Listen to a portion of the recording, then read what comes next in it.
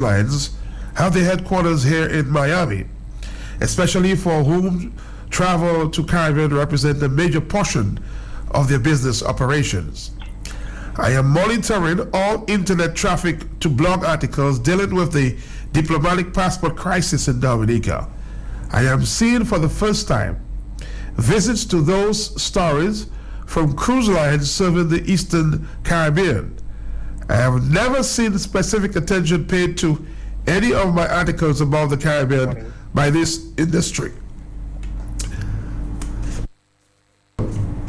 And this indicates a new focus on Dominica's current situation. If you understand that cruise lines, like most large corporations, follow risk-based guidelines and have been known to delete travel destinations without prior notice when weather, crime, political unrest, or any other number of negative events raise risk levels.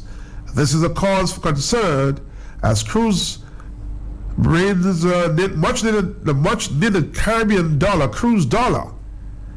Kaladian Baptist, this is getting serious, more serious by in a minute. Well, Matt, we know what is going on will have implications. We know it will have implications.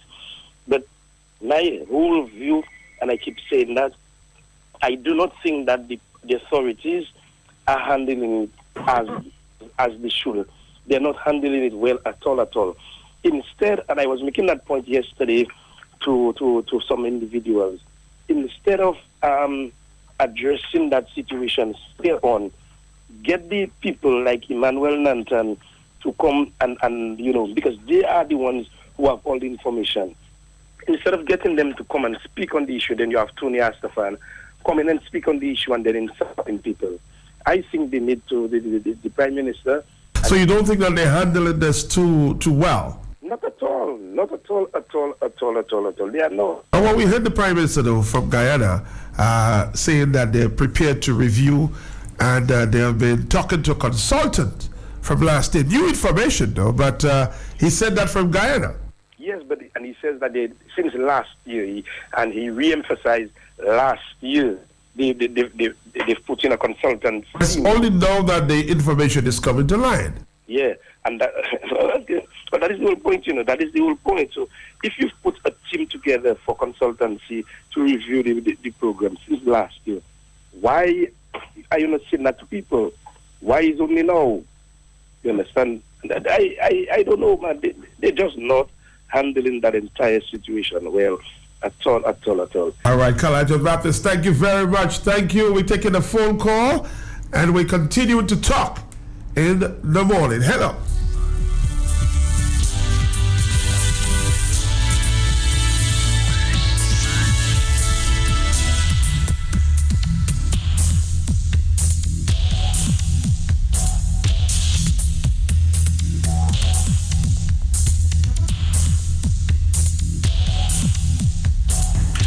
Hello, talk to me.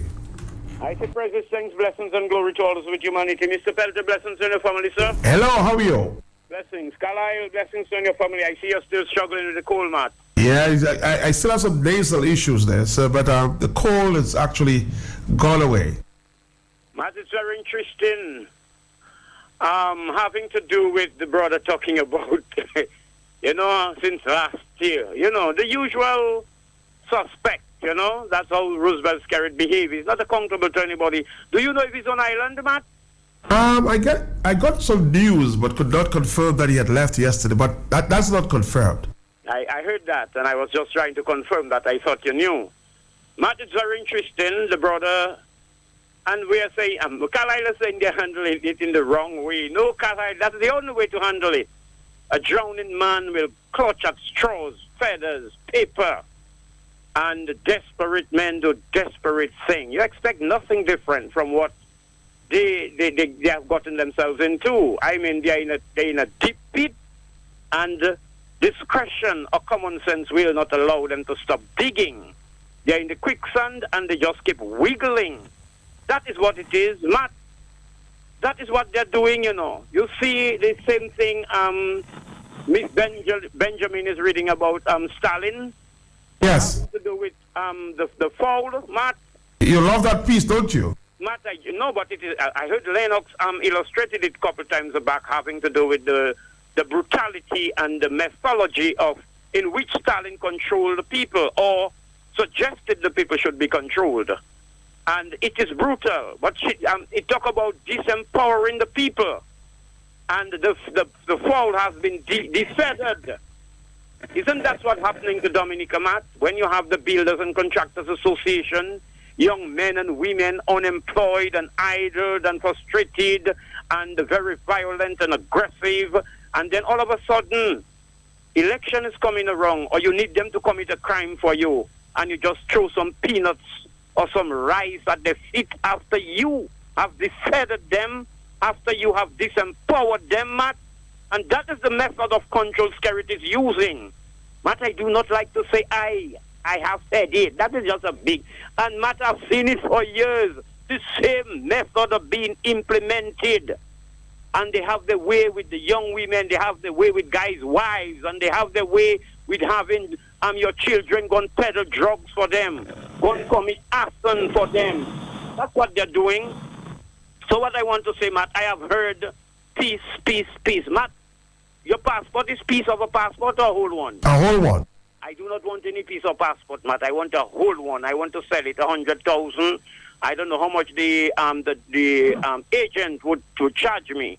But Skerrit, I need a whole passport. I do not want any piece of passport. In the absence of justice, there can be no peace, Matt. And where is mercy? Where is forgiveness? Where is compassion? These religious people and this order, the civil society. Where is forgiveness? Where is mercy? Where is compassion? All I hear is peace, peace, peace. In the absence of justice, there is no peace. Stop being hypocrites. Stop praying and wishing things away. They will not go away. The elephant is much too huge. It is regional, it is local and international. How can you make that elephant disappear, you religious people or you political leaders? It is not going to get away, Matt. For years I've heard you, Carlisle, Angelo, Lennox have been vilified. People try to demonize us, Matt. And now the truth is staring the people in their face and they're still putting up a resistance, Matt. Blessings, let me ask you though, your own thoughts on concern about our tourism industry and cruise lines basically looking at stories, about what is going on in Dominica. I heard on Kyrie this morning, Mr. Fadul was the news reporter, presenting the news, the one who presented the news. Matt, and he was talking about maybe 13 or something of some cruise line, I can't remember, is traveling to Dominica to discuss matters having to do with the cruise. Could it be related to the blog you just read having to do with Kenneth Ridger? And Matt, I am concerned. I have seen it coming, but most of the times people think you're just a prophet of doom and gloom. I tell them I may be a trumpet, but not a prophet. And I am saying I saw it, and I have seen it before, and we all have seen it before. The pattern, the Western world deal with people who they claim to violate them or, create some security problems for them. And I know the axe is going to fall, Matt.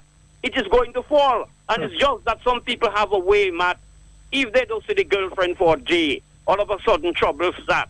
The children, they want to know where they are. Everything they want to know. The boyfriend, if somebody says, oh, look, I see him on a car, you just go on a car. They call in, where you are.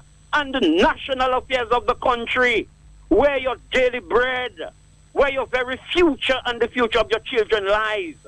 The functioning of governance you care very little about, and you want to know about. You don't hear they say blessings, girlfriend leave him now, but then that all over Kyrie, that all over DBS, everywhere. And Skerrit is running amok with governance.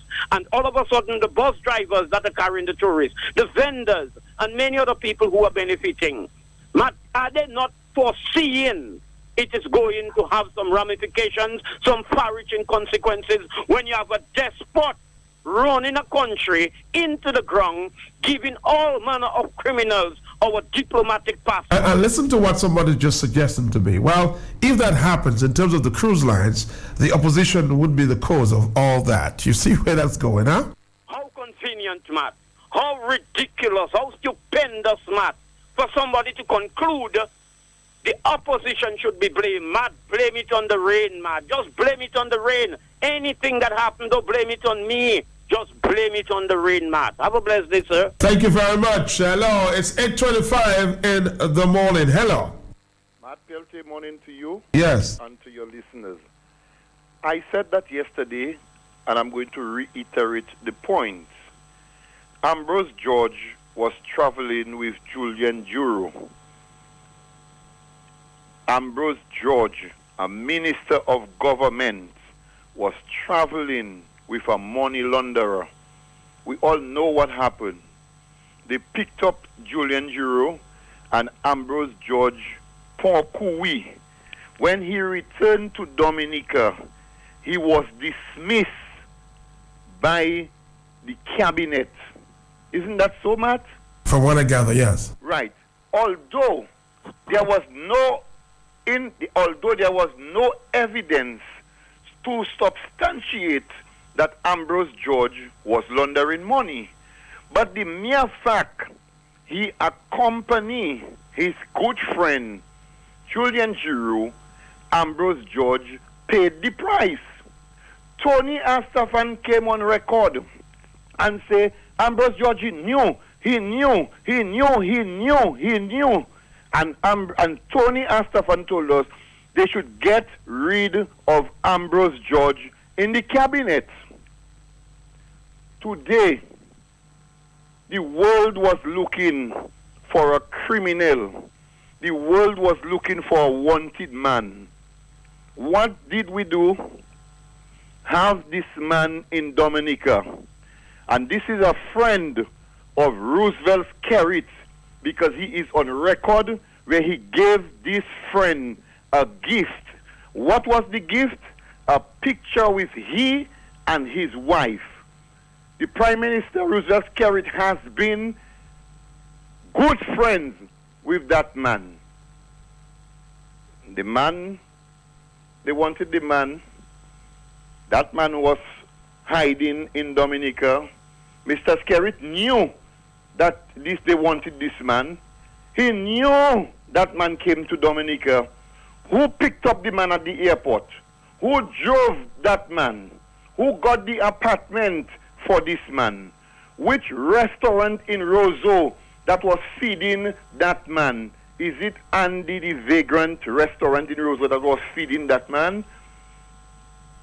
Who accompanied him back when he was leaving? These are questions.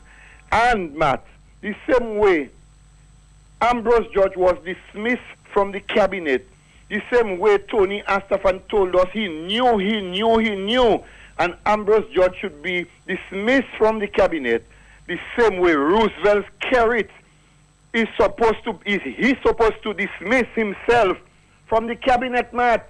It cannot be right for Ambrose George, although there was no evidence to substantiate. He was just traveling with the man, and they picked him up. A leader of a country knows the history, the record of this man, and you have this man hiding in Dominica, and you still want to continue running our country? It cannot be fair. It cannot be right. Mr. Skerrit, you can lie to Dominicans. Mr. Skerrit, you can run from Dominicans. You cannot run from the Americans. Matt, they know all of them. And all those that are involved in selling our passport, all those involved that was getting sexual favors, and all the ministers of government that was traveling to Malaysia, what is it,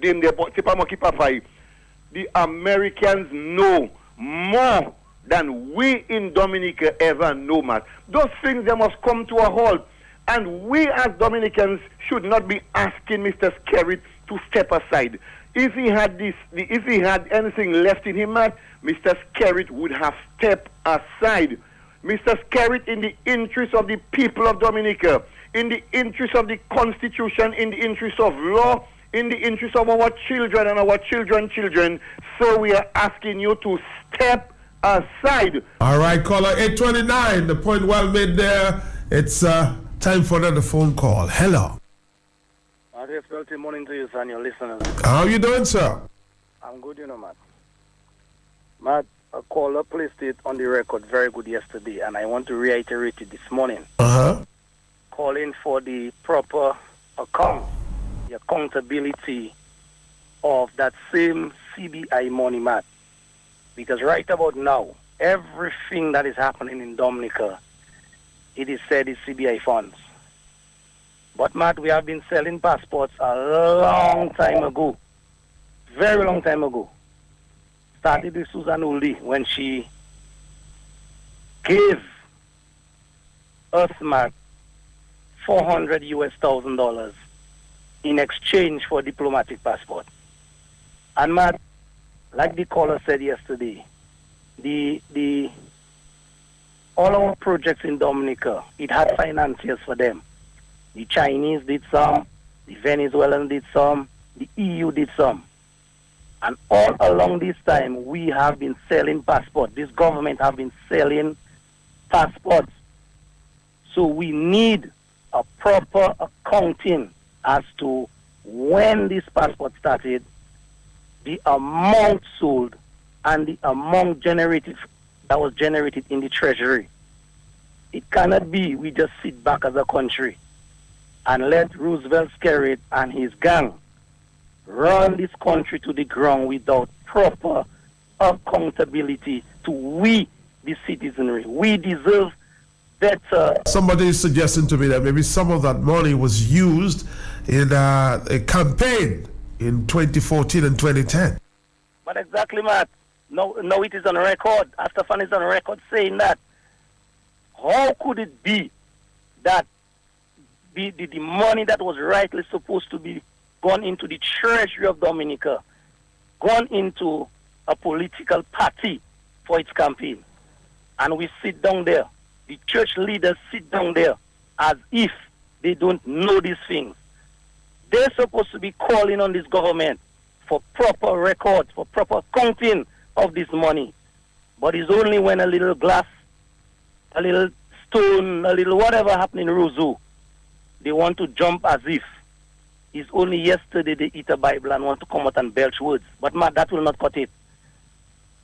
The pressure is there on Roosevelt Skerritt, and no matter the amount of arrest, no matter what he do, the regional, national, and international pressure must stay right there on this man.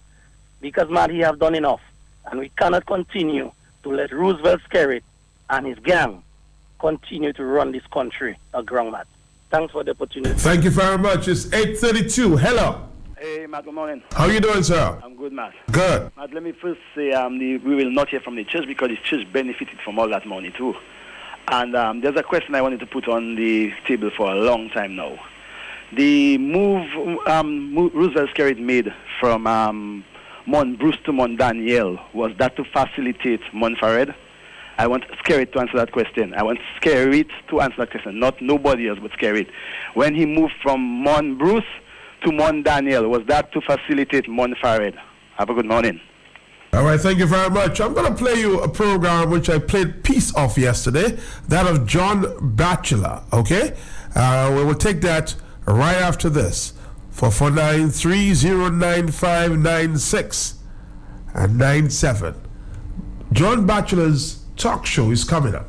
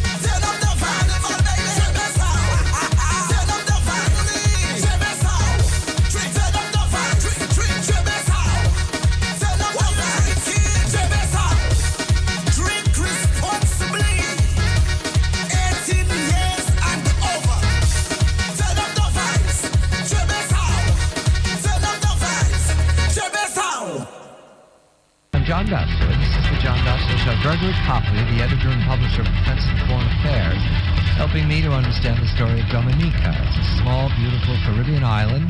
It is part of the Commonwealth, I learned from Gregory, so this is not just isolated into the New World. It connects to a global enterprise that is a treasure for people who belong to the Commonwealth. It's a great privilege as a country. So I can presume that London and other parts of the Commonwealth are keen on Dominica's governance being transparent and successful.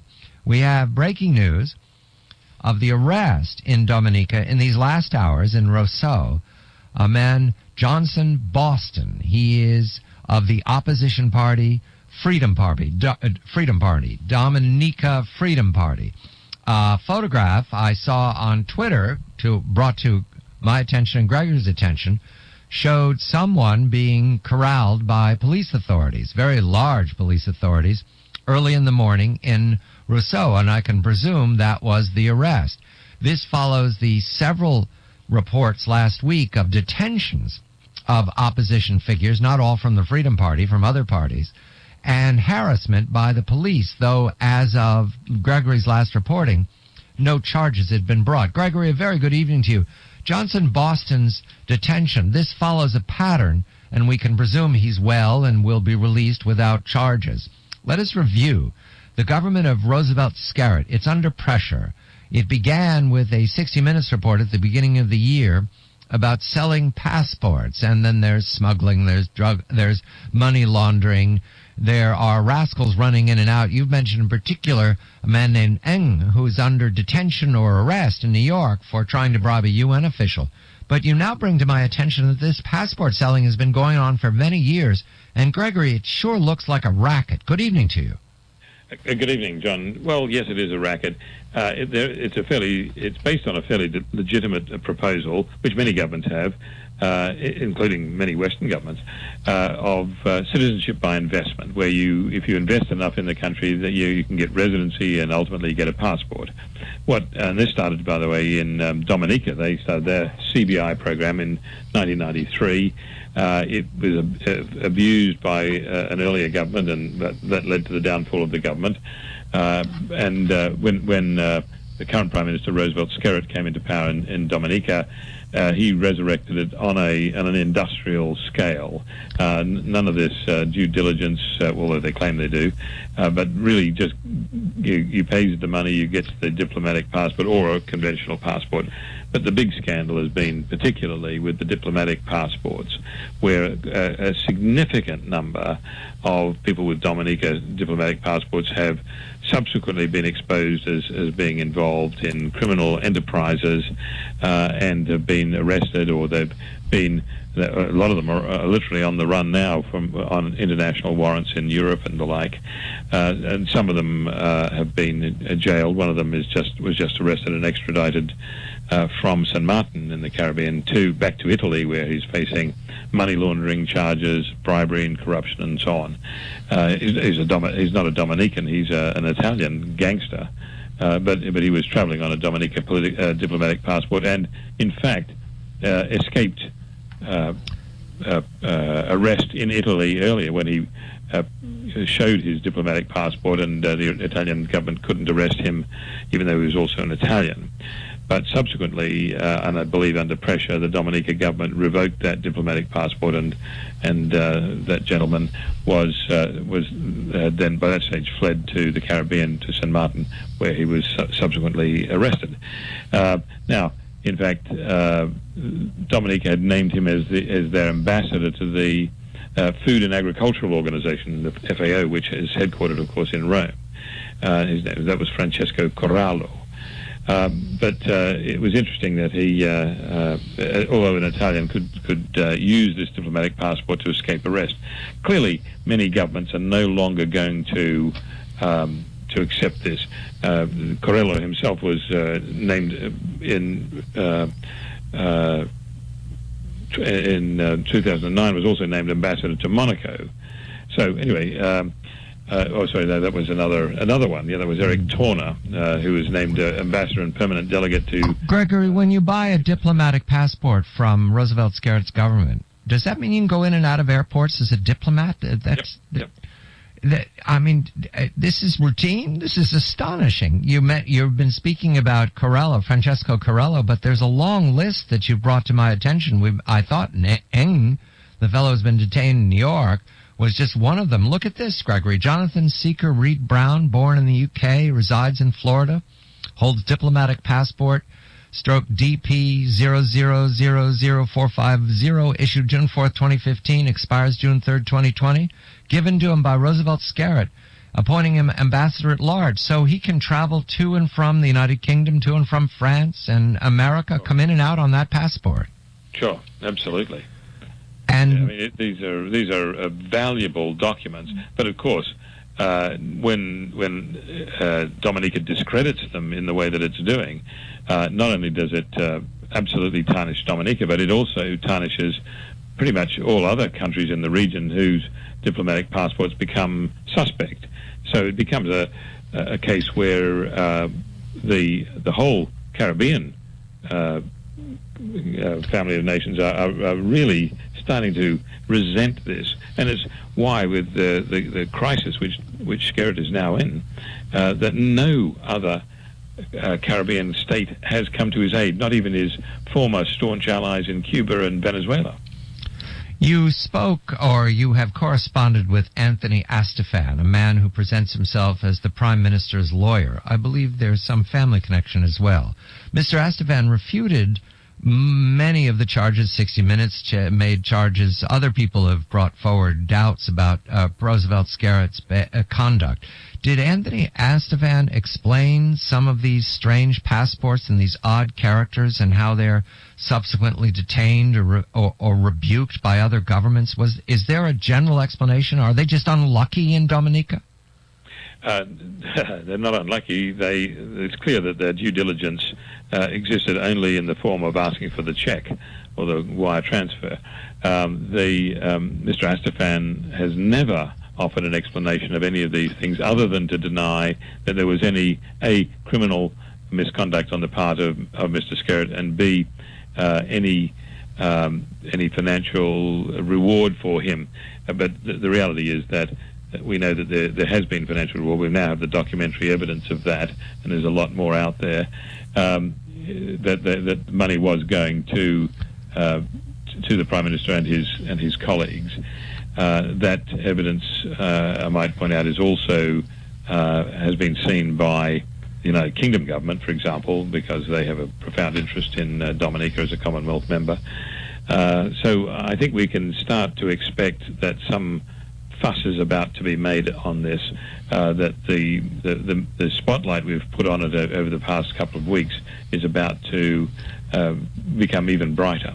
The countries where the passport is issued, there was one who was appointed ambassador to Beijing. There was another appointed ambassador at large, another appointed ambassador to Cyprus. Are those countries obliged to do due diligence themselves? When someone presents credentials, do you have to know who he is? Do you background check them, or do you just accept it? No, there's a process which all countries abide by, which is called acquiring agreement, essentially acceptance of the diplomat. And so the host government has to give agreement to the diplomat.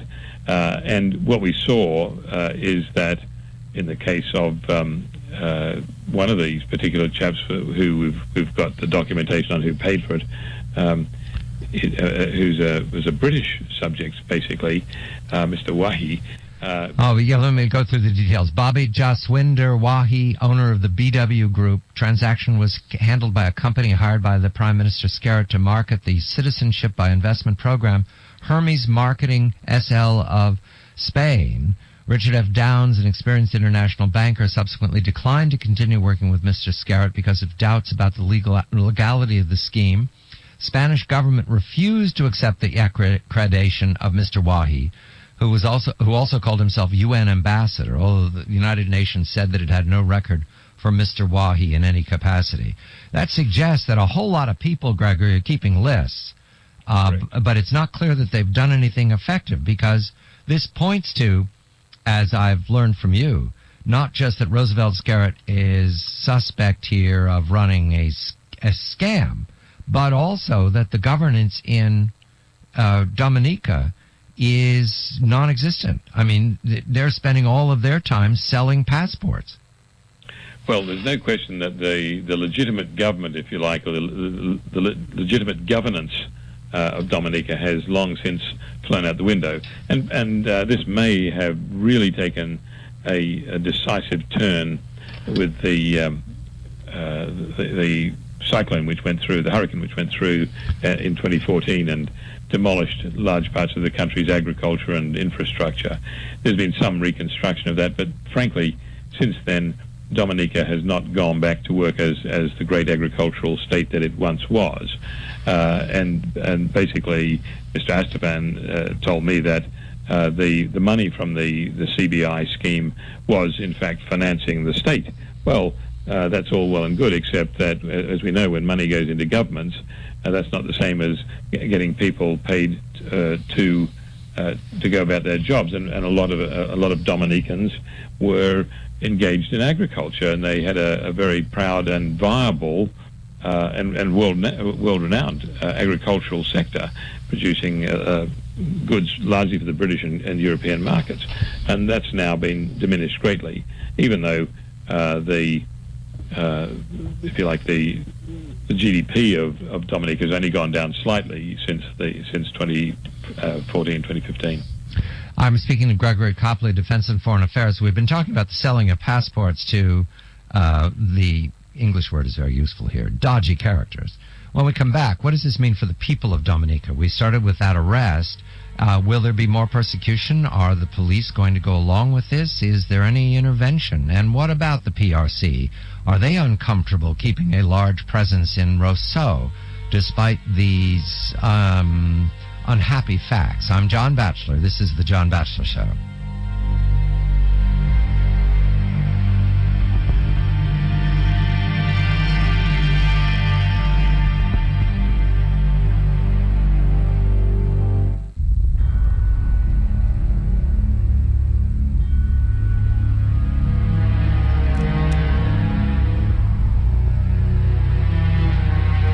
John Bachelor. Gregory Copley of Defense and Foreign Affairs is here, and we're discussing a small island that I did not know existed before Gregory started reporting on it. Dominica. It's a beautiful island, only 72,000 people, although a percentage of those are passports sold to characters from outside, dodgy characters from outside. However, the people of Dominica deserve attention. They do not have easy access to lots of information. They have the internet. Their radio station, Q95, I understand, does what it can to broadcast for the opposition to Roosevelt Scarrett. There have been intimidating arrests or detentions these last days. We started by talking about one Roosevelt Boston looking like in these last hours. Gregory, is there an intervention force in the Commonwealth when something goes awry, when a country just falls apart? Doesn't Whitehall get involved? Does Whitehall get involved? Is there a mechanism? No. The bottom line is Whitehall doesn't officially get involved, although it can express its opinions. I think in the case of Roosevelt Scarrett, he's done his best thing possible to if you like, insulate himself in London, in Whitehall, largely by lobbying for the appointment of Baroness Scotland to become the Secretary General of the Commonwealth Secretariat, which, in other words, the Secretariat for the whole Commonwealth alliance structure. Now, Baroness Scotland had a distinguished career as a Labour peer in the government of Gordon Brown, and before that under Tony Blair. But, of course, since the Tories came into power, she was without a job other than her seat in the House of Lords. And so Roosevelt Scarrett lobbied for her because she was born in Dominica to become Secretary General of the Commonwealth. And there she is. But I don't believe that she's in any way informed or goes along with this current criminal activity, other than the fact that when push comes to shove, she knows that she was put there with a lot of support from Roosevelt Scarrett. What about the United States and the Caribbean Court of Justice, other states in the region, the OAS? because it looks like someone has to take responsibility here. This organization, I mean, Skerritt's government is in trouble. Let's put it that way. I'll be diplomatic about this. Yes, and in fact, we know that some of the opposition movement, particularly those based in the United States, where they have access to good legal advice and are outside, if you like, the immediate threats from Roosevelt Skerritt, they are preparing civil litigation in U.S. courts and in the Caribbean Court of Justice against Roosevelt Skerritt on a number of grounds. They've already, I know, made petitions to the Organization for American States, and I believe that they are also looking at ways to ask the Commonwealth Secretariat in London to review Dominica's status within the Commonwealth and perhaps even to suspend it pending the restoration of constitutional norms in Dominica. Because Skerritt is not answering questions from his own people, and he's certainly not publishing the facts about all these passports, the United States, it's a very large factor in the Caribbean. You've called this the third border of the Caribbean. Is there any indication that the State Department or the Civil Service in any fashion is aware of these irregularities? Yes, they are becoming increasingly aware, and I believe that the only thing which has prevented the U.S. from taking action to this point is the transition from the Obama administration to the Trump administration. We've only just now starting to see the new State Department hierarchy begin to assume office. Also, the same applies to the U.S. Department of Justice, because there are a lot of U.S. Department of Justice concerns here on money laundering and on particularly on the movement of illicit funds in through various fronts, including Roosevelt Skerritt's wife and others, to buy properties here, clearly based on illegal funds, and the fact that they're doing that in U.S. dollars makes that a jurisdictional question for the U.S. government to be able to prosecute. So, yes, we know that that's starting to get some attention here.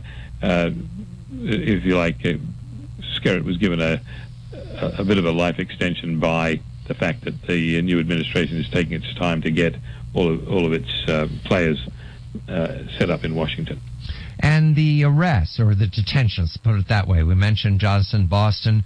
You have a report of the United Workers' Party's deputy leader, Claudius Sanford, went through the same procedure. He was detained early in the morning and then released 10 hours later with no charges. His lawyer described it as political. Is that an effective method to intimidate the opposition? It looks like nobody's intimidated. In fact, what they've done with a number of these people, including Claudius Sanford, was that his charge was going to be heard now in court on April the 28th. Right. So he was released on bail, and I think we can assume the same thing will occur with Johnson Boston. We know that the same thing occurred with Dr. Sam Christian, who was also bailed, and he'll appear in court in July on those charges. Basically, Dr. Sam Christian was charged with fomenting violence in a talk he gave over a year ago, and so that was they took their time about getting that incitement charge. They charged Claudius Sanford on February the 15th with obstruction of justice, obstruction of police activity, and that was on an incident which occurred several days before. Now, when you're obstructing the police in the pursuance of their duty, they charge you on the spot. I mean, they don't wait and think about it for a few days. So this charge is obviously fairly, they're trying to figure out what they could charge him with, and that was about all they could charge him with. My measure of this, Gregory, right now is that Roosevelt Skerritt hasn't decided whether he can survive this or not. Can we expect that they're going to make a move in these next days? Is there an advantage to waiting this out and letting people move at him? We have about a minute. Well, I don't believe that he has any advantages, but I don't think that he has got a lot of other options either. The Chinese are staying very quiet about this. Yes. I think are just disgusted with it. So he's going to have to make a decision as to what's going to happen to him and where he can go to avoid subsequent prosecution himself. So he'll be looking for asylum if that's the route he has to go, and it probably would be somewhere like Venezuela, although not a very secure place right now. No, not now, no. Yes. Not now. Gregory Copley, Defense and Foreign Affairs, reporting on a small island. It's a gem of an island in the Caribbean called Dominica. Perhaps you've visited. Perhaps you can look it up on the internet. 72,000 people at great risk because their governance looks to be, well, I like the word, dodgy. I'm John Bachelor. This is the John Bachelor Show. Dominica, get ready. It's the week of Carnival. The Dominica Festivals Committee, in collaboration with the government of Dominica and headline sponsor Flow, invites you on Monday, February 20th to the Lagos Street Jam, featuring all your favorite Calypsonians. And on Tuesday, February 21st, we end the Bouyo Day with a grand Bouyo Street Jam live in Lagos, featuring all your Bouyo artists. This Wednesday, it's the annual Stardom King of the Tent. This Thursday, get ready for Mascap Champ of the Camp live at the Eddie Andre Portersville Savannah. It's the DSC Mass Jamboree 2017. Also happening is Panorama Band by the Bay on Friday, February 24th. This Friday, almost lit to the Eddie Andre Festival City, Portersville, for the National Queen Show. Come see 7 ladies vie for the prestigious title of Miss Dominica 2017. This Saturday from 12 noon to 7 p.m. we go into the People's Park for Beer Fest. Calypso Finals is on this Saturday. We climax our Carnival celebrations Monday and Tuesday. Traditional parade and street jumper. Get ready! Mass Dominic 2017. Dominic Kidu. Dominica Carnival is brought to you by the government of Dominica, Discover Dominica Authority, the Dominica Festivals Committee, and headline sponsor Flow. 8:56. Yes, we're into the Carnival activities. World Bouyo Day today. Val Coffey, consultant of the DFC, is on the line with me at this point. Mr. Coffey, good morning. Good morning to you, Matt, and thank you very much for having us in your program. World Bouyo Day, talk to us about that. I'm hearing some activities planned for Lagos for the first time. Well, we are trying to set up the Bouyo industry so that we don't make the same mistakes we made vis-a-vis our Kadas. We didn't give it the support that it just needed. And thank God for people like Gordon Henderson and late Jeff Joe, Chabi, Ophelia, and the many, including Anthony Gussie, many of them who keep the flag burning and who have worked very hard for Kadas music. We felt the need that we should try and give Bouyo an opportunity to survive. We have seen the introduction of the Bouyo elements in several soca rhythms across the region, which is really good, but we need to grab it because we're only Caribbean country with 2 genres of music that we have developed. So the World Bouyo Day is a time when all radio stations in Dominica will playing primarily Bouyo music. We are encouraging them to do that, to interview the Bouyo artists and to give them some sort of ability to express themselves, and hopefully that we can also continue the dialogue and discussion in trying to bring together togetherness, a professionalism to understand that the music industry is a business, and Bouyo can really bring them some returns. They take this seriously. And it's our hope that the DFC, the DDA, and the government of Dominica, and all the private sector stakeholders will come on board and to give these young men and these old men who are getting older every day, will get up and to really make something for themselves. And tonight we climax with the first time we're having a Bouyo Lagos Street Jam. We're doing it just vis-a-vis like how we did with Lagos Street Jam last night in Swinging Stars. This evening we are going to be highlighting the Signal Band, which we believe is one of the bands that are leading the way in terms of creating a young upcoming band to give them the opportunity. And it's the first time we're going to be having this, and we're going to invite all our foreign visitors, all our Dominicans who are back home. We're going to invite all those Dominicans who just want to make Carnival big, to come out tonight, support the Signal Band, Fanatic Band with the 2-time Bouyo Monarch in Kalinex will be there. Derek Rapp Peters will also be making a performance. We'll also be having performances by Colton T. And we're just asking everybody to just come forward. The guy who plays 4th will be in the Bouyo Monarch will be there. Petma. We'll also be having Beno will be on as well. So just come out, support the talent, support Dominica's Bouyo music, keep the Bouyo playing. I mean, Q95 is already the number 1 Bouyo talk radio in Dominica because they keep all the Bouyo, all the vibes flowing. So they're doing their Bouyo in their own way, but at least to keep the pressure on, let the world know that Dominica has Bouyo music, which is a great thing. Where are we in terms of Carnival? You're very happy with the energy that we're now seeing? We are seeing the energy. We have set the platform, but the Carnival is an all-inclusive Dominican product, and the people make the product what it should be. And if they don't come out to support the shows, we have not had the great turnouts we wanted for the Calypso Queen show. We didn't see that for the Booyah Monarch show. We saw a better showing for the Junior Monarch show, for the for the teen pageant. We're hoping that this week for the Mass Jamboree on Thursday, for the Queen show on Friday, of course the Calypso finals is the creme de la creme. But we want people to know that when we set up the city, it's for you to buy your tickets. It's for you to come out and make it as best as you can. We at the DFC and DDA, we're trying to facilitate the process, working with the local promoters, working the carnivals around Dominica, giving them the support, trying to manage. I mean, this year we have brought on board a production team so that we can get the Queen show to where we want it to be. You know, it has not been a big money earner, but it's something that the massives want to see. So we want to raise the bar. And I think that we are where we want to be, but we want the people to really come out and to take responsibility. We see a number of young people are taking part in the Carnival costume parade. We expect to have massive turnouts from our traditional groups from Grand Bay, from Portsmouth, from Maho, from St. Joseph, and the Carnival territory, all around Dominica to come out, because at the end of the day, we can only make this Carnival great again if we put the effort in it. And we can only do that if people really come, be in a band, be your best friend, help with the security, help with the whole production, and those if ideas, come on board and let's all discuss and see how we can make it better.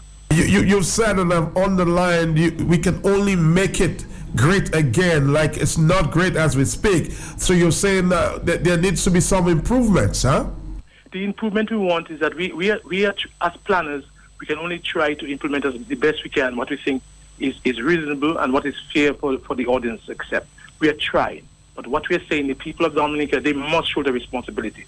We must come out, we must go to the event. And we have to stop competing with each other. It's not about a competition, who has the best Queen show, who has the better band playing for you. There are certain times where we have to make the adjustments and understand that we cannot have competing events going around, where you have one show this night and then it's a small population, but we're asking everybody to try and work together. Because if we work in one common bound for the same plan that we're looking to breaking the carnival to Crescendo, because I mean even in Trinidad now they have cut the budget for carnival in Trinidad. The government has done that.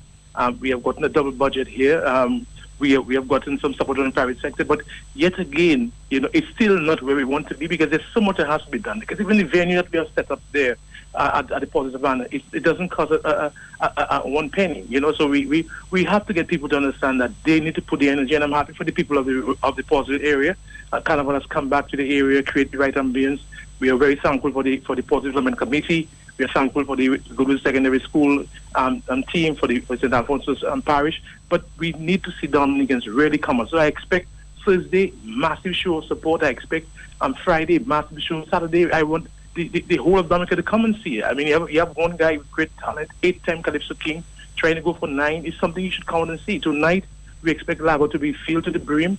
We expect the Stadium 10 to be overflowing in Lalicoco. We expect Showdown Mask on Thursday. So really, let's give it that. And come on and see the parades on Monday and Tuesday. Make Juve big. Come out and be part of it.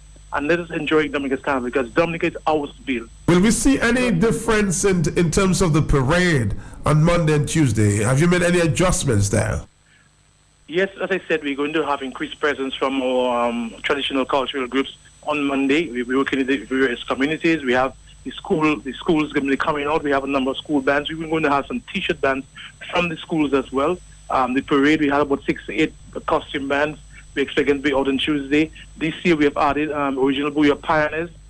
They will be playing on Monday on the road. We have added the first Serenade band to play on Tuesday, and we are working with as many hi-fis as possible. If there are hi-fis out there who are seeing that they need something on the road, call us. Let's see how we can work something out for you to put you on the road. Because the more music we have on the road, the more energy, the more vibes. People say, don't wait. Sometimes if you don't hear from us, come in, call us, and see what we can do to see if we can make you be part of the process. But we are trying to energize. We have a new format in terms of taking the parade now down to the bayfront. We're going to have a judging point on the bayfront, 3 areas the judges will be judging, so people can see and get a better view, and it'll be a little longer. And we're working the road to the council for the cleaning, for portable toilets. So we are doing everything that we think is humanly possible at this point in time. But the people must come out and support us. Have you got a gauge of the people who are expected in Dominica, visitors coming in? Are we expecting numbers, sir? That it has to be dealt with my sister organization, Discover Dominica Authority. They're the ones who are mandated to look at arrivals and departure. I do not have that information now, but you can probably get in touch with them at the DDA to get you a clear idea as to the numbers coming in and who is not coming back. Well, I want to wish you all the best tonight. The Bouillon Night, Lago, Street Jam. Thank you very much. And, of course, keep the Bouillon talk going because it's also a Bouillon as well. Thank you very much. And, of course, let me present to you at this time the Bouillon Queen, the Bouillon Monarch, Colin XP.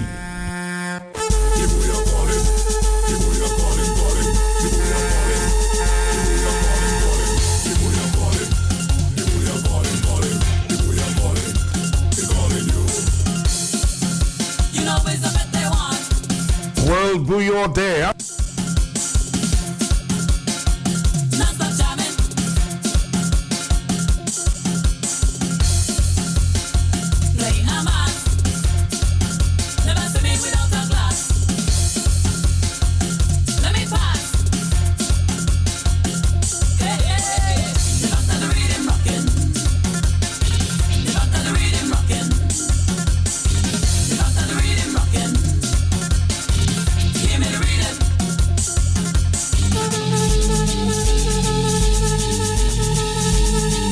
Monitor your radio stations today.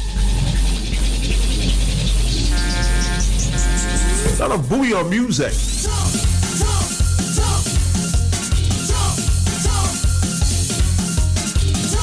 Good morning, Colin XP. Congratulations to you, huh? Second year in a row.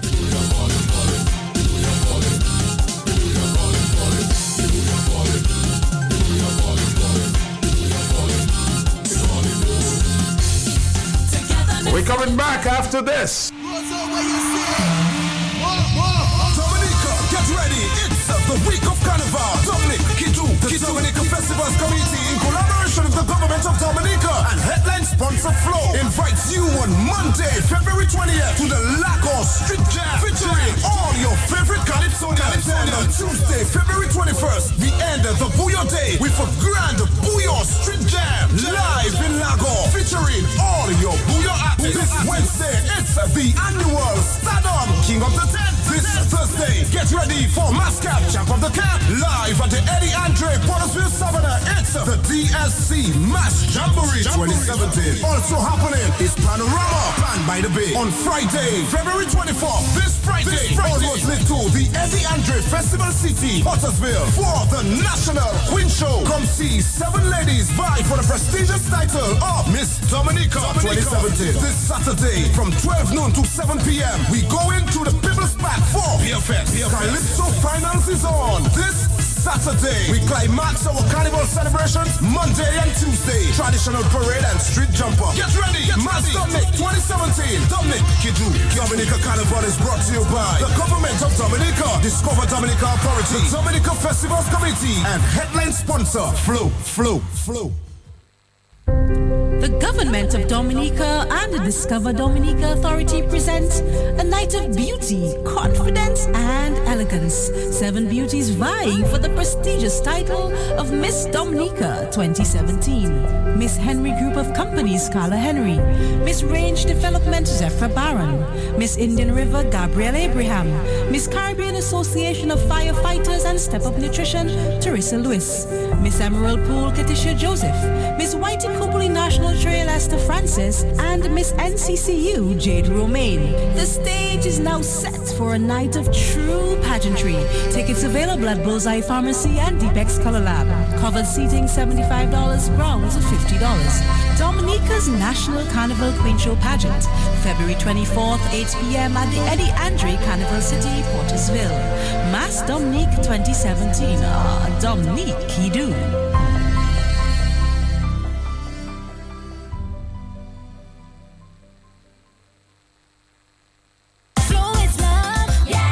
Activate any one of our combo plans today and enjoy double the data, double the talk, and double the text. Double the fun, Flow Carnival. This is how we flow. Yeah.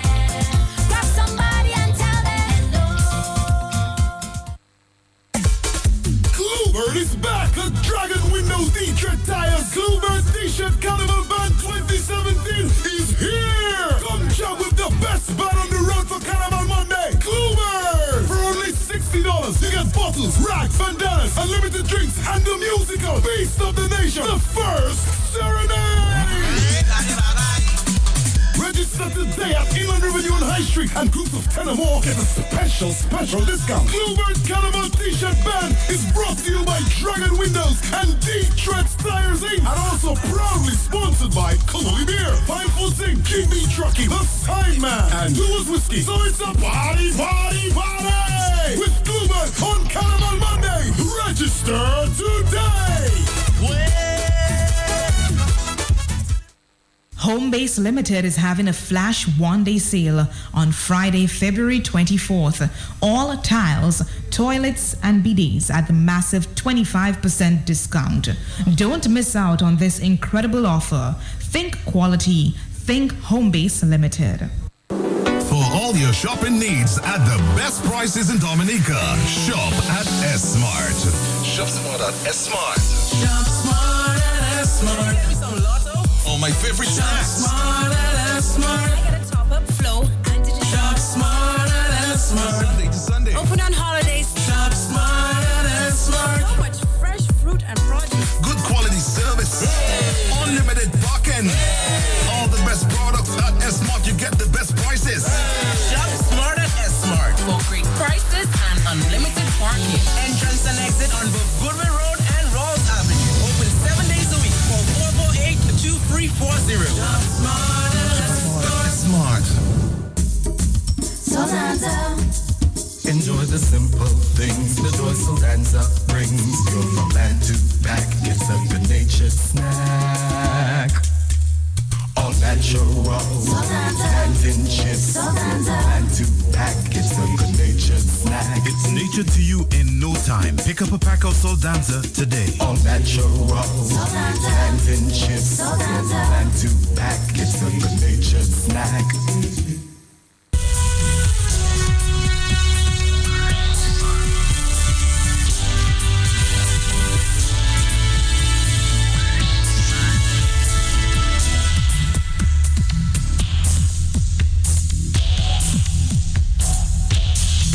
Somebody says here, Carnival is Calypso and Calypso is Carnival.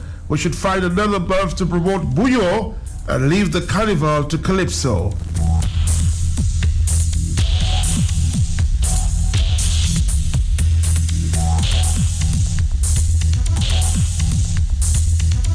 That's a WhatsApp message.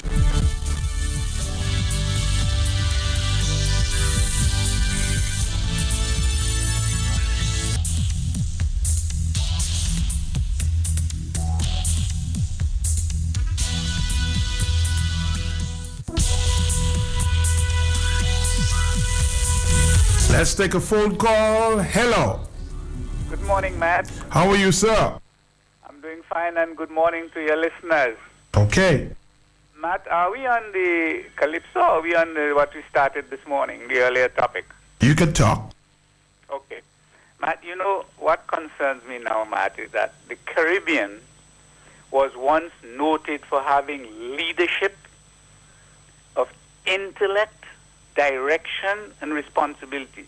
The Norman Manleys, the Grantley Adams, the Errol Barrows, the Eric Williams, and so on and so forth. Matt, what we have now is the Papa Doc, the Eric Gary, the Forbes Burnham. This is what we have now. We have nothing. Matt, when we talk about the problem I have observed with the Caribbean leadership now, Matt, there is a problem, or there are some challenges. Instead of identifying the opportunities presented by those challenges, Matt, they blame everybody rather than addressing the problem. I say this because I read an article by Sir Ron Saunders. He's an ambassador. He used to be a journalist. He used to write for their newspaper. And he's saying that the issue of the de-risking had nothing to do with compliance and these sort of things. In other words, he's blaming some government for the banks complying with sound and prudent banking practices. Matt, the compliance infrastructure, the global compliance infrastructure, Matt, the Caribbean banks are behind. In fact, there's a total absence of any effective compliance program in the OECS in particular. And Matt, to compound that is the incompetence of the management structure in the region, Matt. And I find it very troubling that a writer like Soren Saunders, instead of pointing out to these leaders, look, you have a challenge. What is the cause of the challenge? Strengthen your compliance program. You have a lot of young people graduating from universities in accounting, finance, and economics. Use these people to chart the way forward for the financial services sector. It is a very important pillar in going forward in the economic development of the region. A lot of people, we talk about agriculture, we talk about tourism, but we do not mention the engine that drives the economic development of these countries. And so it troubles me when we have an issue with this selling of diplomatic passports. A CBI program that lacks accountability, it lacks transparency, it lacks any kind of modicum of order and effective organization, Matt. Instead of Roosevelt's carrot addressing it much like Antigua and St. Kitts are doing, he is harassing politically those persons who have chosen to bring to the attention of the public information that he, Roosevelt Skerrit, as Prime Minister and Minister of Finance, should be bringing to the attention of the people. And this is another problem that plagues Caribbean leadership. All the prime ministers want to be finance ministers. Most of them can balance their checkbook. They don't know anything about finance. Some of them don't do economics, but they want to be the finance ministers. Why? It is not working, but they are not changing it. Matt, we have the issue of the banks, Matt. That's another problem. It's not governments now. Where are the entrepreneurs, the businessmen in the region, Matt? It's not sit down and depend on the government always, Matt. We have significant non-government investors in the various indigenous banks, Matt. For example, I wouldn't call the names. In Dominica, we have about 5 people outside of the government who are major investors in the National Bank. Why don't these 5 get together with 5 in Antigua, 5 in St. Kitts, 5 in Anguilla, 5 in Grenada, St. Lucia, St. Vincent, Matt, and form a bank holding company, buy out the government interest, and the private. That is the problem we have in the region, Matt. We think so small that we cannot think in terms of establishing a regional giant in banking. What is UA there for? All these people go to school, they come out with economics, finance, and things degree, Matt. Instead, what do we have? We have people who are engineers as chairman of National Bank, people who don't know themselves, don't know a debit from a credit on bank board. You have people in banking management who know nothing about management. They may be technically sound, but they lack the ability to manage and lead and direct the financial services sector. But these are the things that trouble me greatly, and it is sad because we have produced some of the greatest minds you can find anywhere in the world today. What has happened to our young people? Is it the institutions, or is it the people themselves, or that the politicians want to be in so much control, Matt? Matt, for years they've been talking about consolidating these indigenous banks. But these little pin gods, that these banana republics that they have developed our islands into, don't want to give up their ability to decide who is manager, which little girl they're going to use, and then send to the manager to use. But this is sad, and we must stand up, and I think Dominicans and the Caribbean need to arise, like in the days when we had the Bustamante, the Grantley Adams, the Eric Williams. Matt, we need to get up again and do this thing, light the Caribbean afire once more. We have young people, they are bright. We can't be led by a bunch of Matt, good morning. I don't want to say what there. Have a good day. All right, thank you very much. 9:19 is the morning time. Hello. Yeah, morning, Matt. Morning, Matt. How are you doing, my brother? Yeah, that was an earful from this gentleman. I hope when the administration has changed that his experience and knowledge will be adopted. Matt, I want to, I'm so taken back by that piece that you just played there. Honestly, I think he should be knighted, I honestly believe that he'll be knighted because after this piece there, Matt, there's absolutely no doubt in my mind that Skerrit must go. He has no other option. And the only honorable thing, if he has any bit, he and his cabinet, the honorable thing that they did, the little bit of honor that they did, the little bit that they remain, is just to step down. Say, okay, we're stepping down. You guys do what you have to do. Don't allow us to have to go through all this pain and agony of demonstration and causing chaos.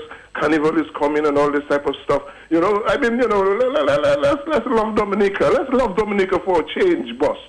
And then say enough is enough. We are cornered. Let's take the little bit of honor that we have and step down gracefully and get out of the cabinet and let an independent body run the country and make inquiries into what's happening, boss. I'm imploring onto the cabinet, Mr. Skerrit, and your cabinet. After hearing this piece, I'm sure you heard it. There's no way about, being here anymore. You cannot. We're talking about where you might have to go for asylum, boss. I mean, our Prime Minister. I mean, the Dominicans, you have no pride. Where's be no pride? Matt, have a good morning. Have a good morning. We have a few more minutes before we take on the farmers. This morning is 9:21. We're taking a break after this. I am Malcolm St. Rose, Drug Abuse Prevention Officer. It is Mass Dominic 2017. Carnival is fat, Carnival is drink. It is not the drinking, but how much we are drinking. Drink responsibly. Don't drink and drive. Alcohol, it makes you defenseless. Remember also, it is illegal to provide alcohol to a minor. It is also illegal to sell to someone who is visibly drunk. Don't be sorry. Be responsible. A message from the National Drug Abuse Prevention Unit. The Dominica Calypso Association in collaboration with headline sponsor Flow and Heineken present the 2017 Calypso Modak Finals on Saturday, February 25th, 8:30 p.m. at the Eddie Andre Carnival City Portersville. Can King Dice continue his dominance and rewrite the history books? What do you have to say, the genius? I hear folks that's why. Or can JD go all the way? All the way this time. Can the bomb finally conquer with love and respect? Respect for one another. And what about the web and his nice boy? He was a nice boy. As the Calypso formula returned, the daddy chest. So are we about the judging criteria? Or will the caressa get stuck in a minor key? The tie up the tongue in the minor key. What about the ghetto youths and Jenny? Ghetto youths, are you ready? Any free lunch, Tasha P? There's no such thing as a free lunch. We're loving Dominica being off a Stephen. I come from TNT and was embraced by Whitey Kubuli. Or will the conquering lion make it 9 with flowers? Flowers, flowers. Grounds $80 sitting 120 EC. The Grand Queso Finals at the Eddie Andre Carnival City Saturday, February 25th. Sakaimala. Mascap Massive, this is your final tent. Yes, Flight 767 is making its final landing, its final stop back at the Holland Plaza for Showdown Mass Count, Champ of the Camp. Who will it be? Who will it be? Danyan, Inciter, Chelsea, Trinity, Vigilante, Picklock, Iration, Inoa, Zeros, Peter Bros. Will it be Songproof, Mask Eruption, Judgment, Beno, Leona, Triumph, Checo, Sai, Bob, or King Dice. Your guess is as good as mine. Ooh, we had fun on our journey of love, honoring our brother Buble. But let's continue celebrating his life with one final show, one final tent.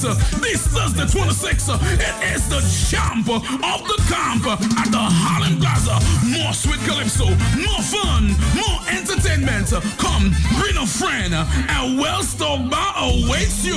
It's champ of the camp who will emerge the winner as Flight 767 comes in for a final landing at the Harlem Plaza. Sponsored by Caribbean, Carimalta, and Shandy. Fine Foods Inc., All Nations Bar, Dr. Irvin Pascal, National Pest and Termite Control, Percy and Tony in Texas, 4D Limited, Rose of the Bay Resorts, Sing Waller Blomquist Williams, VF Inc., Jar Sales, All Saints University, Neo Expressions Inc., and the Continental Store. And partners, Q95, the big station, TBS Radio, Mapping 2K4, TDN Radio, DNO, Comsi TV, and CBN4.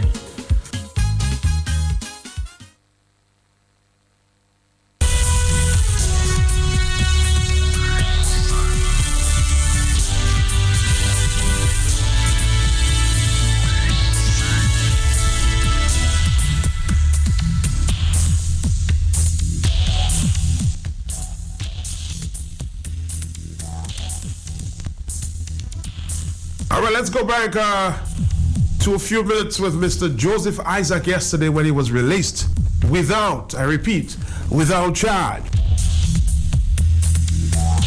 Roseau Central MP Joseph Isaac was released by police on Monday afternoon without charge hours after he was taken into custody.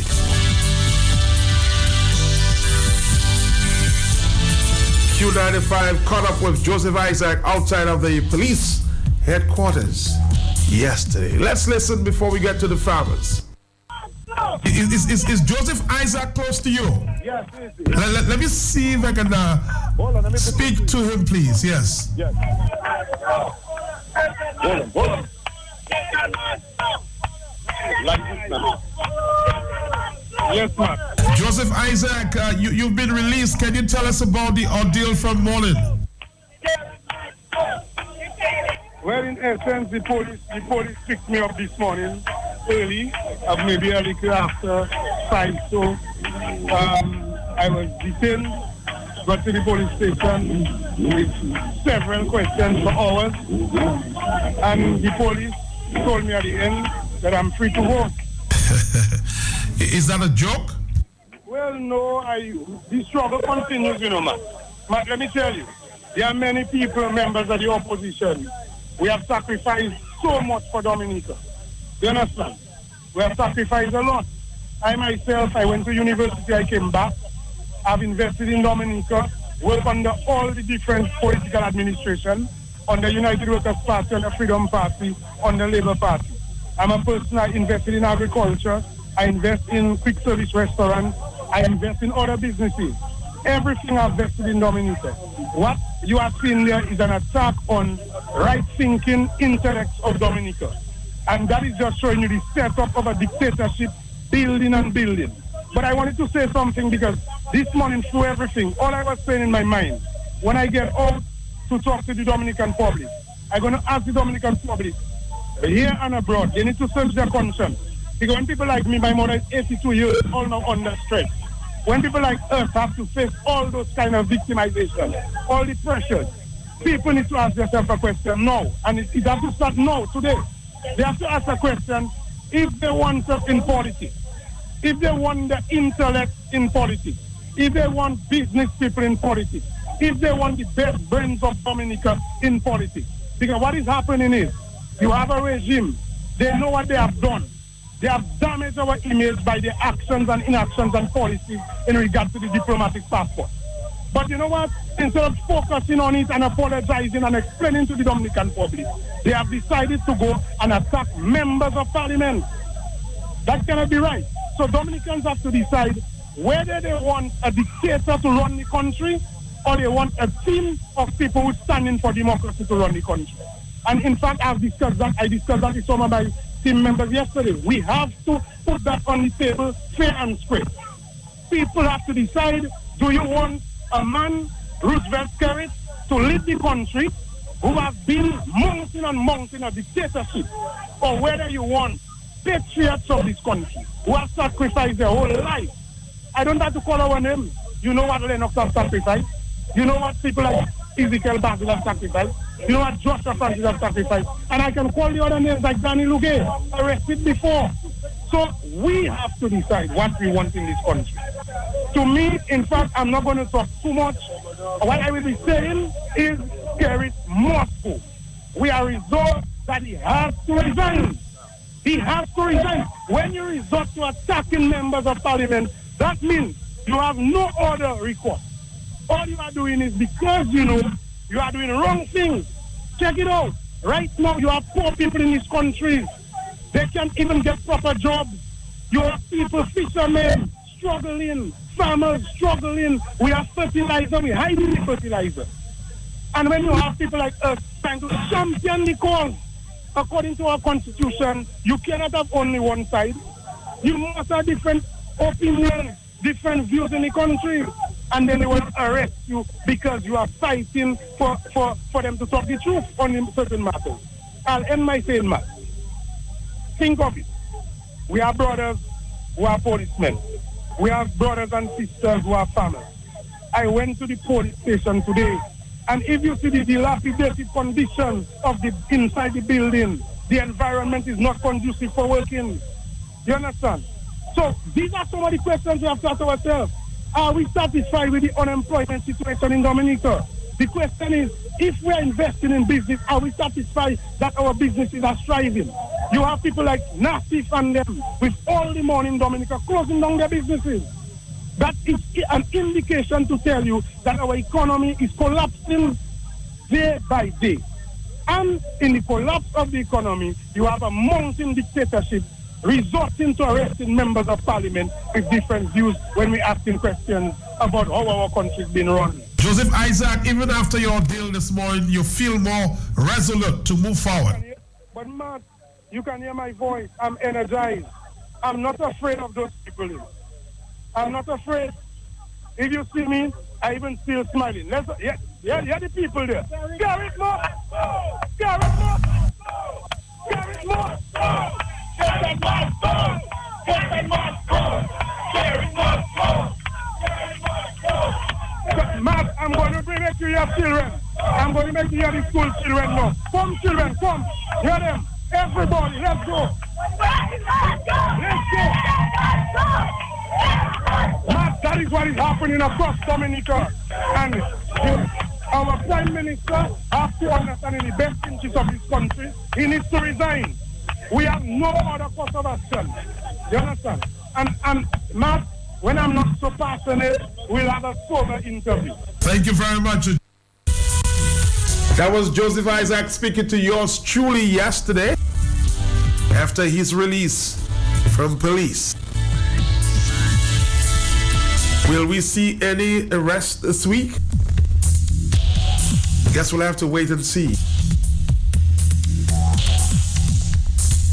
We've been hearing the opposition leader talking about plans to arrest him. Will that happen?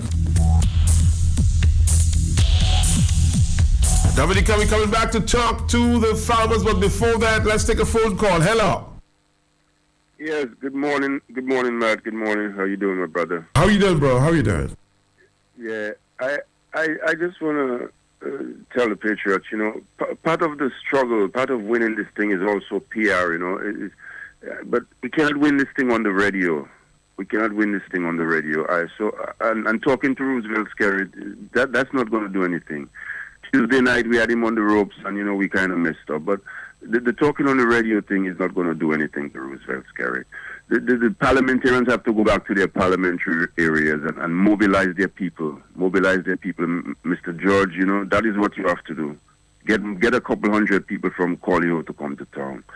Lennox, get a couple hundred from Marigot to come to town. Spend time in that community. All the others, you know, and Joshua, whatever. We have to. The only thing that is going to bring Roosevelt Skerrit to a sense of fear is for enough people to gather and demonstrate peacefully that they want an end to this. We cannot win this on Q95. There's no way we're going to win this on Q95.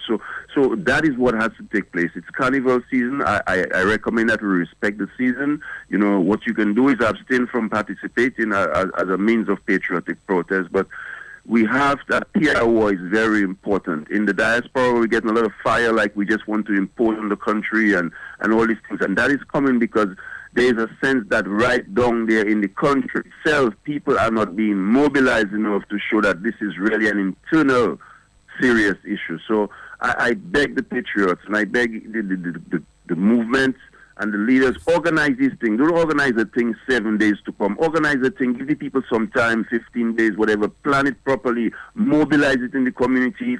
Work with the truckers, work with the bossmen. But mobilize the thing. Don't just come and release something on radio and think it's going to happen. You have to do that groundwork. And we need to prepare for after the Carnival for round 2 because we have to go back out there. We have to go back out there. We have to go back out there and show we can do this thing peacefully. We have to go back out there so the people out in the diaspora, the governments, the agencies, it is you that is going to empower them. It is by you being in the news. It is by you making an impact down there that the news reverberates, that the agencies can listen, that the governments can work on your behalf. People internationally are not going to look at your cause seriously unless you are willing to show your face for your cause. You understand? So that PR thing is critical, and we cannot solve it on the radio. We have to solve it in massive numbers through peaceful action. Matt, before I leave, I want to ask you, I know you go to the Farmers Corner. There's a very serious initiative run by Thompson and a few other people that is about getting agricultural food and exporting it and whatever. We need those kind of highlights, you know, in the news. We need to see things being done other than the government. Peace and blessings, man. Peace and blessings to you. When we come back, we're going to talk to the farmers. They'll give us an update about what is going down.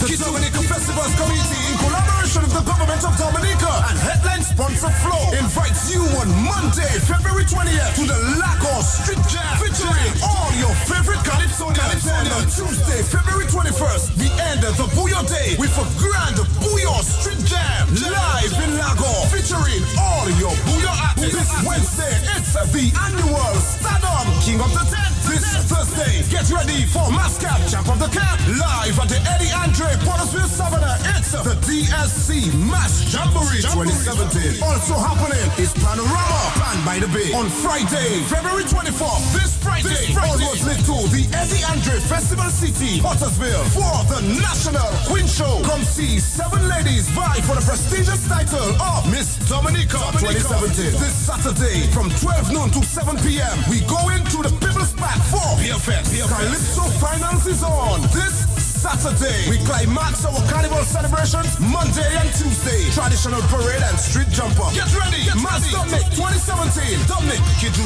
Dominica Carnival is brought to you by the government of Dominica, Discover Dominica Authority, the Dominica Festivals Committee, and headline sponsor Flow. Sunday, February 26th, the original Soul and Punch Party happens at the Strip in Lale Coco. The original Carnival Sunday Punch Party presented by the Rotary Club. We are bringing back the original days of Soul and Punch. On the lineup, the original Booyah Pioneer. Racing in Lisa. Do you remember tunes like this? We go to music, the Booyah Connection. With tunes like Kettle on, hold it for the kettle on. DJ's Corner, Lavandi, and the first Serenade. Tickets $50 include complimentary punch, sauce, or fish water. Children's price $20. Carnival Sunday Rotary Sauce and Punch from 1 to 10 p.m. at the Strip. First Serenade and more. And the original Sauce and Punch Party sponsored by West Indies Oil, Fine Foods Inc. and Digicel, the extraordinary network for extraordinary events. News just coming in to indicate that a French pilot is dead following his plane crash, crashing into a building in Pittsburgh, Guadeloupe this morning. He crashed the plane on his ex-girlfriend's house. Heard it may be suicidal. We're still following that report. So a French pilot may be dead after, I guess, attempted suicide. He crashed the plane into his ex-girlfriend's house. We're following that development, okay? The people, and it's agriculture that makes everything else possible. So how then can it be in this agricultural country? My government looks down on the farming community and places its emphasis on the tourism industry. Don't they know everything needs the soil to survive? Without it, no industry can ever thrive. So we must embrace agriculture before we promote tourism. I say everything has its place. It's time and it's season. Just a slight adjustment to that story that may have happened yesterday. Tourist boats will change the ports of call. Then guess what? Jump high, jump low. We must go back to the sun. Jump high, jump low. We must go back to the sun. Okay, let's say good morning to Mr. Louis and Patrick this morning. Good morning, guys. You're there.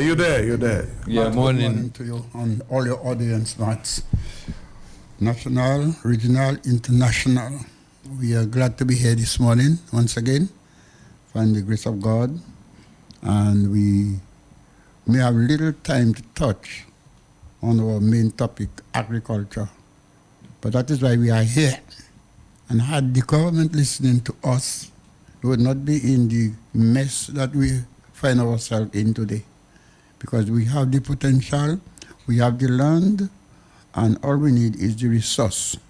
And the government failed to do that, and then we are suffering, and the government is suffering, and the country is suffering.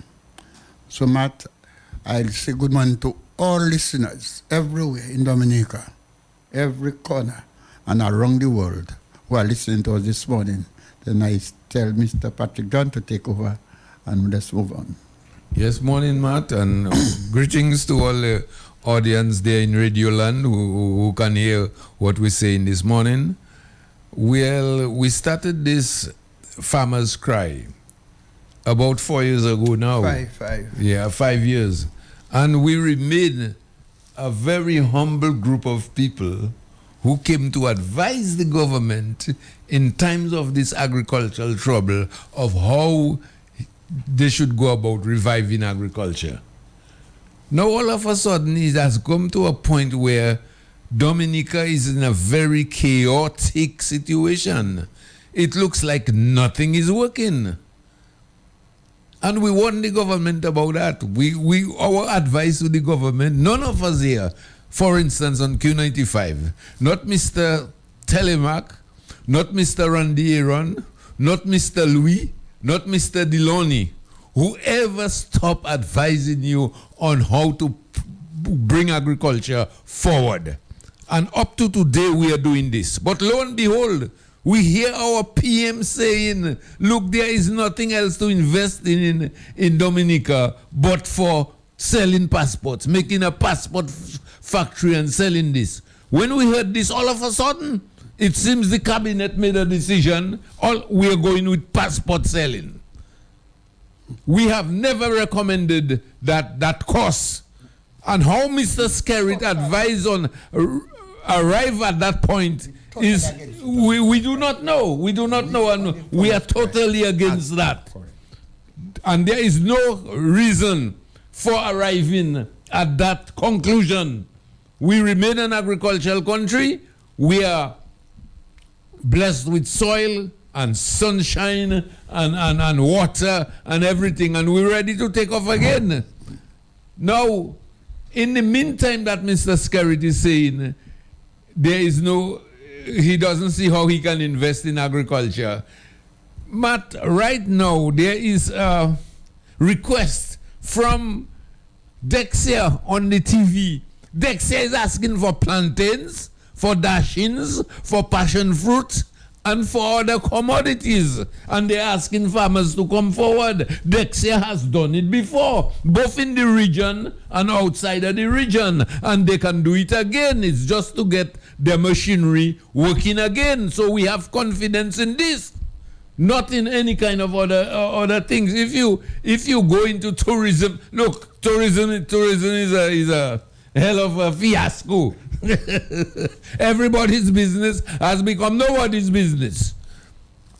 It is a fiasco. No, we cannot get anywhere on tourism. So in the meantime, while Dexia is asking for those things, DAPEX was shipping plantains and dashings, oranges, grapefruits, etc. And Mr. Scarrett cannot see around him to see light in what was being done. So he's taking light from elsewhere that has nothing to do with a Dominican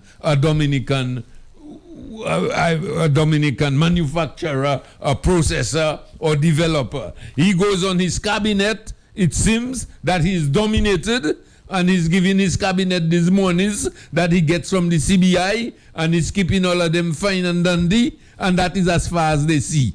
In the meantime, whilst Mr. Scarrett is saying he doesn't see any prospect in agriculture, he has built us an abattoir. He has built us a coffee plant. And yet the man is saying he doesn't see where agriculture can go with investments. He has revived the banana industry. He has gotten plants from where France distributed it to his key supporters. They started planting bananas, and lo and behold, they were successful in planting bananas. But when it comes to the marketing, they couldn't market. How come our government has not learned the lesson from just next door in St. Lucia? St. Lucia, we understand the banana industry has never failed. They have continued to give the banana industry what it wants. Once we used to spray for leaf spot. We used to call it leaf spot. Now we have to spray for sigatoga. Just over on our side there in St. Lucia, Matt, banana is not dead. They're still shipping bananas. They're not telling you that the banana industry is gone. They're investing in bananas. Could it be that all it boils down to is a question of mismanagement? Whereas we supposed to have enough oil to fight the sigatoga. There was this fella in Wesley, one of the most prolific producers of bananas in Wesley. He was complaining before the last election that he was switching to the other side, that is UWP, because the government wasn't providing the spray material for them. Hold on thought here. I have to bring on at this time Mr. Thompson Fontaine, who, of course, has started an marketing initiative to assist farmers. Mr. Fontaine, what is this about? Yes, Matt. Hi. Good morning. Good morning to you. Yeah, I'm saying, what is this marketing initiative? I've seen you myself, trying to get produce from farmers. What is this about? Okay, Matt. What it is, in December of last year, we opened up a market opportunity in Martinique, effectively selling to wholesalers and to the supermarkets. As such, we have been demanding very large quantities. We are not the usual Oxter outfit that sells directly in the marketplace. We sell to basically a middleman in Martinique, and we've had great demand for products. What we have been finding, though, is that we have not been able to get to meet the demand. Just yesterday, we completed our 6th shipment, because we ship every other week. That's based on the availability of the boat going to Martinique. We've been able to ship every other week, and to date, we've probably shipped about for this month and a half, we shipped about 25 tons of produce. A lot of it, including dashing, ginger, spice, grapefruit, plantain, coconut, pumpkin, seasoning pepper, tanya, all of these different products we've been able to ship, and we are also looking to expand that effort into Barbados. So we're having some issues with the shipping into Barbados. So you said, Thompson, there are markets out there, and, of course, people are willing to buy. But absolutely, there is a great demand for the Dominica produce that we have been finding out. In fact, Mr. Lee, I was able to get quite a bit of grapefruit from Mr. Lee, several van loads of grapefruit from Mr. Lee in December. And there is great demand for the Dominica produce. I was able myself to go across to Martinique and talk to some of the buyers, and they have nothing but praise for the Dominica produce. Their biggest concern, the biggest issue is whether or not we will be able to sustain the market. So, for example, right now on a bi-weekly basis, we're taking about 3 tons of dashing every shipment, and we're looking to sustain that into October. The question is whether I'll be able to get dashing throughout that period to get into the market. So what is ready to do, Matt, to address this is to begin a series of meetings with farmers across the country to get them interested in planting again, because without the farmers going back into production, we're going to have some huge issues. All right, so we are looking for things for things like dashing, yams, ginger, saffron, generic, farine, toloma, grapefruit, spice, plantains, pumpkins, seasoning pepper, soursop, even how you call those fingers is carambola. Okay. Yes, we are looking for. So it's a whole lot of different things. We tried, because the boat we're using is not refrigerated. We actually tried a shipment of size. In fact, we had an order for 350 pounds of size. We could only get about 100 pounds. We tried that last week to see if it could still reach in good condition. That was limited success, so we are not sure if they want to continue doing it without the refrigeration. So that's part of the problem that we're having. Hold on line there. I think Mr. Louis want to ask a question. Yes, Louis? Yes. Dr. Fontaine, good morning. Yes, good morning. Yeah, please hear your voice, sir. The dashing you're buying, the Bachelor you're buying, what rate, what pound each the dashing supposed to be? Right. The dashing, we're taking it about minimum of 2 pounds. So that's the minimum of 2 pounds. They seem to prefer the bigger dashing in that particular market. So we've been taking it minimum of 2 pounds. So you're taking that 2 pounds per dashing? Yes, like the size. The smallest one is 2 pounds. Well, that is the smallest one, yes. The highest now, the bigger. The high, there's no limit to the upside. Yeah. Yes. He's asking the question, what's the biggest you will take? Right, so I'm saying there's no limit. There's no limit to the... Okay, all right, that's good. Now, I think the best thing to do is to call the farmers and let us sit down, and negotiate that business. Because I personally, my age and the time, the amount of years I've been doing farming and selling for houses, I don't believe that somebody should go somewhere and get a price and throw it on the farmers.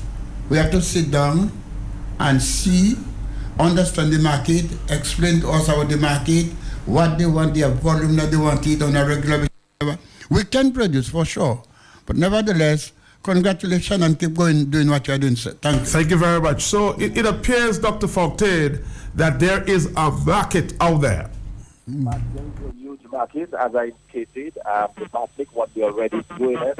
Right now, I have on hold a buyer in Barbados. we are just trying now to negotiate or to see what the shipping arrangement is like into Barbados. Because we don't have that consistency of shipping. But there is a buyer that wants to take similarly large quantities at obviously same types of foods that I spoke about. We are getting in negotiation now for a while. It's just a matter of working there. But in the meantime, Matt, since the supply is so critical, what we have been trying to do is to arrange a series of meetings with the farmers. And I would just like to announce that, in fact, this Wednesday at 7 o'clock, we are meeting with the farmers in Grand Forks. So I'd like to encourage all the farmers from Grand Forks to turn out at the community center. We are going to have a meeting next week. We'll arrange one in Dalefield and in Mont Prospect. And we're going to try to do several of those in the coming weeks to sensitize farmers, but also to get some commitment from the farmers with regards to the planting so that we can guarantee the supply going forward. Thank you very much, Dr. Fontaine. I'd really like to continue that discussion with you. Maybe you can come in next week when we talk to the farmers. This is an exciting opportunity for farmers in Dominica. Patrick? This is, again, Matt, on behalf of, let's say, the UWP. But Dexia is also doing the same penetration in that market in Martinique. That it means there's a big market there. Yes. When you're talking about Martinique and Guadeloupe, you're talking about France, you're talking about Europe. You now have an access to Europe. It's big, much bigger than we think. And the French people have known for years that they cannot feed themselves. This is why they have been depending on Dominica and St. Lucia for a lot of that kind of produce. We have to revive that, and we have to take advantage of that. We are right in between these people there, Matt. We don't have to go anywhere else. We can work on that and develop that. Dominica, they say, can feed the Caribbean, huh? The only thing I am saying to this process of agricultural revitalization, Matt, I'm saying we must be prepared to subsidize certain things at the beginning. I'm not proposing subsidy forever. I'm proposing subsidy for maybe 6 months or a year, to get it on its feet and to penetrate that market and to make sure that your presence is felt there. All right, let's hear Mr. Louis. Matt, this morning I'm too full. Because, first of all, before I go any further, I want to give the government a scripture to read. You too, Matt, it is good for you to read it. You read it. Because the whole that the government did for the opposition leader and Dominican by extension, they are going to fall in it head down and no escape. And the scripture I have in mind, you know about the book of Esther, Matt Peltier? I've heard about it, yes. Yes. It has 10 chapters, just 10 chapters. And the chapters are not long, so you can read it in maybe 10 to 15 minutes. But not only read it and run it out, to digest this is something important. Yes, but I would like the government, any one of them that is, including the President Charles Sarrain and the Prime Minister of Skerrit. Maybe they read it already, but go back to it and read it. Because all you dig a hole for Dominica, and I cannot see all you escape that hole. Just as Haman put Bill Hallow to hang Mordecai, and he was the one that hung on it. So I would like you to read the book of Esther. Start from chapter 4 and go down to 8. Right? Chapter 4 to 8. You can read the whole book. But you'll see a clear picture of what is happening to Dominica. Mr. Skerrit, Charles Savre, Anthony Astavan, Dr. Aaron, Lennox Lawrence, and Austria, and all of them, they shall not escape, because there must be a way out. Esther said, if I perish, I perish. Because when Mordecai told her, if you stay silent because you don't know why God put you there, God put you there for a reason, because you are a Jew and you're married to the king. God put it for a reason. And if you remain silent and things happen, you do not know where God can send us deliverance from some other way. And Esther asked Mordecai to fast with him for 3 days. And he and his maid, she and his maid, her maid will fast. And after 3 days, he told Mordecai, it is not right for me to face the king, but I will go. And if I perish, I perish. Mr. Prime Minister, take that. Don't take it from me. Read the inspired word of God, which is the Bible, which is the sword of the Spirit. Use it. And if you see yourself in that category, you must come openly. Open and make an apologize for the country in general. Because the money you have, I understood. I don't know. But I listening to whatever. Overseas here. The money you may have all around the world, you better come clean and give the opposition 3/4 of that money. Hold a quarter for yourself. And ask for pardon. The country will pardon you. We have mercy, we have grace. Eh? We're willing to pardon you. But bring that money to the treasury of the government. Stand down from where you are. And let us know that there is money. So we can start. You see what Brother Dr. Fontaine means? It's a vast subject. Because if we have money, dashing is not a problem to supply. Grapefruit will be a problem and oranges. I can guarantee you it will be a problem. You know why? No, you haven't got a grapefruit. Yeah. I sold maybe 9 or 10,000 for them. I don't. Thereabout. But I know that single grapefruit. You know why? The parrot situation needs to be addressed. I'll tell you what, we'll come back and give you another 5 minutes before we go to the real estate program. But at this time, let's take the news.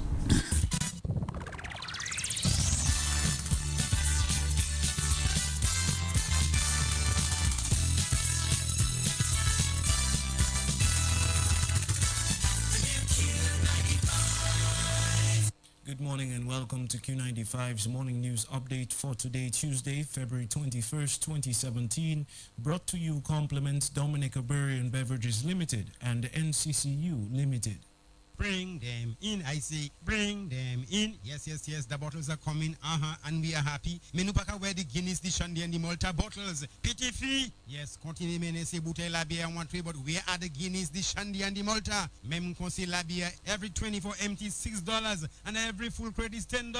Will I oye? Under the potager, in the storeroom, under the cellar, under a step, in the drain, the grass, the highways, the byways. Find them with you, and bring them in. Bring the empty ones, and get your money. The National Cooperative Credit Union Limited is offering cash secured loans at a very special 5.99% interest rate. Members can use savings and deposits to quickly obtain loans for any purpose. Just walk into any of NCCU's 6 branches today and apply. Set your own repayment terms and get your same day loan. Promotion ends May 31, 2017. Terms and conditions apply. In news this morning, MP for the Wesley constituency Ezekiel Bazil believes the Dominica Labour Party has put Dominica's economy and its citizens at risk with the international community. In an exclusive interview with Q95 News, Bazil says the DLP's economic programs has significantly reduced the country's productive sector and have made the economy dependent on one major source of income, which the IMF deems as unsustainable, a program known as the DLP's Citizenship by Investment Program. In more news in the region, Prime Minister of Trinidad and Tobago, Dr. Keith Rowley, and U.S. President Donald Trump on Sunday agreed that both administrations will continue to strengthen the relationship that exists between the two countries. In a press release, the office of the Prime Minister said the pledge came after Rowley had a conversation with Trump around 4:40 p.m. on Sunday. The release said Rowley and Trump spoke about a number of issues of mutual interest to Trinidad and Tobago and the United States. And 3 people have been arrested